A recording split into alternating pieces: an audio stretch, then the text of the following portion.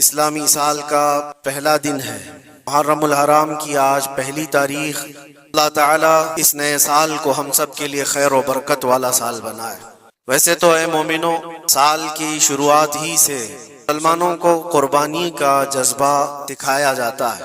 ذی الحجہ کے مہینے میں بہت بڑی قربانی، جس کو ذبح عظیم کہا ہے قرآن عظیم نے، سیدنا اسماعیل علیہ السلام کی قربانی کی یاد دلائی جاتی ہے۔ اور محرم آتے ہی شرق و غرب، شمال و جنوب، تمام تر مومنین کے درمیان ایک چرچا مشہور ہو جاتا ہے، وہ صبط رسول، لخت جگر بطول سیدہ فاطمۃ الزہرا کے آنکھوں کے نور سیدنا امام حسین اعظم رضی اللہ تعالیٰ عنہ کی قربانی کے چرچے ہیں۔ اور میرے عزیزو، صدیاں بیت گئی سیدنا امام حسین کی قربانی کو لے کر، ان ذکر اب تک پرانا نہیں ہوا۔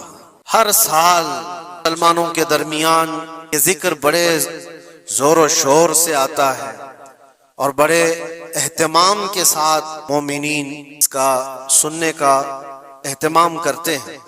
اسلامی سال کا پہلا دن ہے، محرم الحرام کی آج پہلی تاریخ۔ اللہ تعالیٰ اس نئے سال کو ہم سب کے لیے خیر و برکت والا سال بنائے۔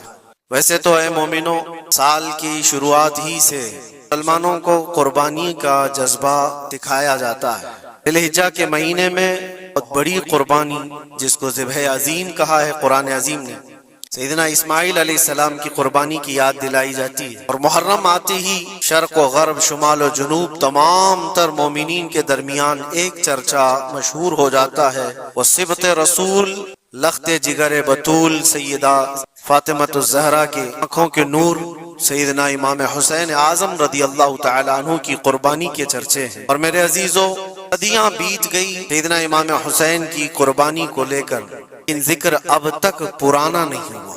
ہر سال مسلمانوں کے درمیان یہ ذکر بڑے زور و شور سے آتا ہے اور بڑے اہتمام کے ساتھ مومنین اس کا سننے کا اہتمام کرتے ہیں۔